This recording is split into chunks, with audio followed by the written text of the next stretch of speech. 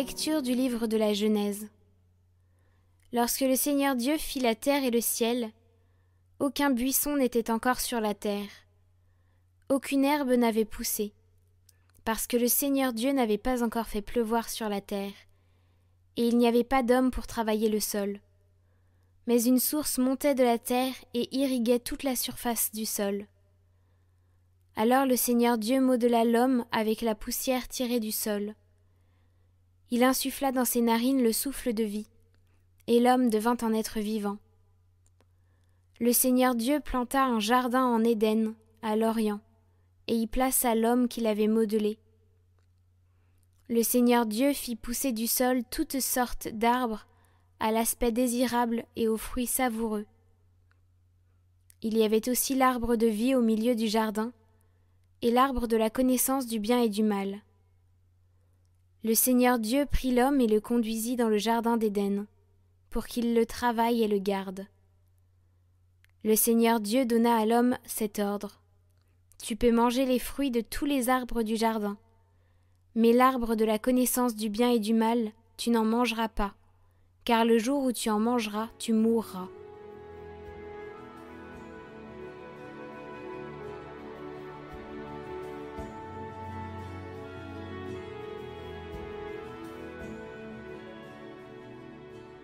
Bénis le Seigneur, ô mon âme, bénis le Seigneur, ô mon âme, Seigneur mon Dieu, tu es si grand. Revêtu de magnificence, tu as pour manteau la lumière. Tous, ils comptent sur toi pour recevoir leur nourriture au temps voulu. Tu donnes, eux, ils ramassent.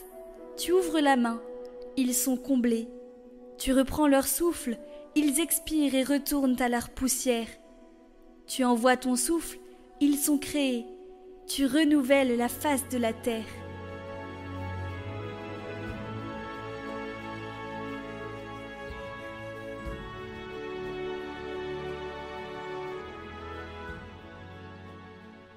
Évangile de Jésus-Christ selon saint Marc.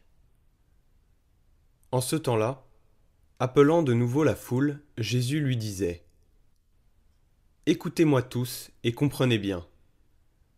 Rien de ce qui est extérieur à l'homme et qui entre en lui ne peut le rendre impur. Mais ce qui sort de l'homme, voilà ce qui rend l'homme impur. » Quand il eut quitté la foule pour rentrer à la maison, ses disciples l'interrogeaient sur cette parabole.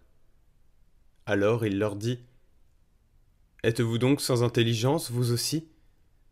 Ne comprenez-vous pas que tout ce qui rentre dans l'homme en venant du dehors ne peut pas le rendre impur, parce que cela n'entre pas dans son cœur, mais dans son ventre pour être éliminé ? »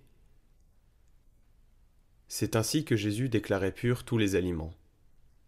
Il leur dit encore : « Ce qui sort de l'homme, c'est cela qui le rend impur. Car c'est du dedans, du cœur de l'homme, que sortent les pensées perverses, inconduites, vol, meurtre, adultère, cupidité, méchanceté, fraude, débauche, envie, diffamation, orgueil et démesure. Tout ce mal vient du dedans et rend l'homme impur. »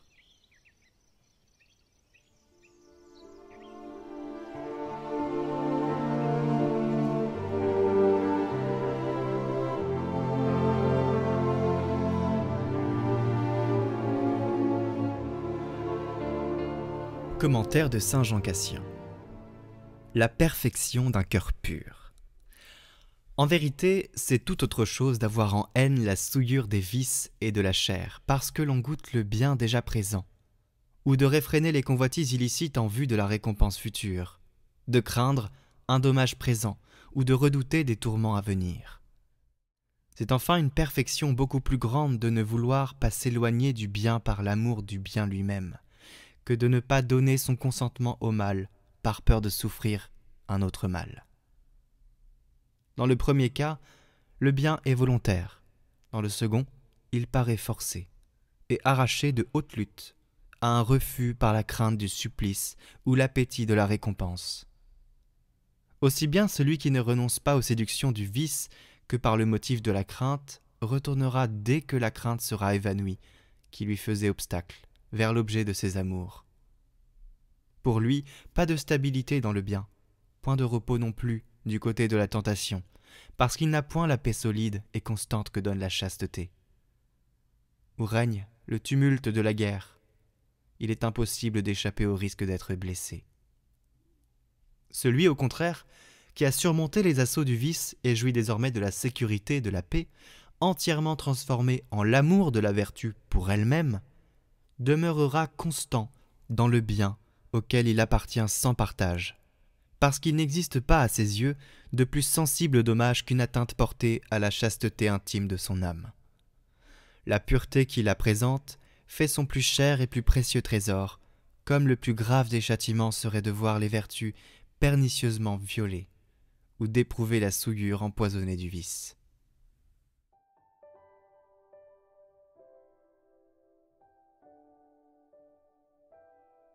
Prière du pape à Sainte Joséphine Bakhita pour les victimes de trafic. Sainte Joséphine Bakhita, enfant, tu as été vendue comme esclave et tu as dû affronter des difficultés et des souffrances indicibles. Une fois libérée de ton esclavage physique, tu as trouvé la vraie rédemption dans la rencontre avec le Christ et son Église. Sainte Joséphine Bakhita, aide ceux qui sont prisonniers de l'esclavage. En leur nom, intercède auprès du Dieu de la miséricorde, afin que les chaînes de leur prison puissent être brisées.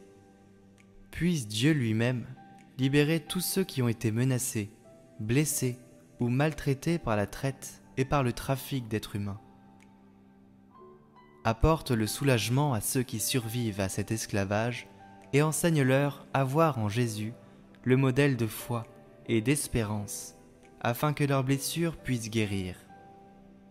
Nous te supplions de prier et d'intercéder pour chacun de nous, afin que nous ne tombions pas dans l'indifférence, afin que nous ouvrions les yeux et que nous puissions regarder les mystères et les blessures de tous nos frères et sœurs privés de leur dignité et de leur liberté, et écouter le cri de leur appel. Amen.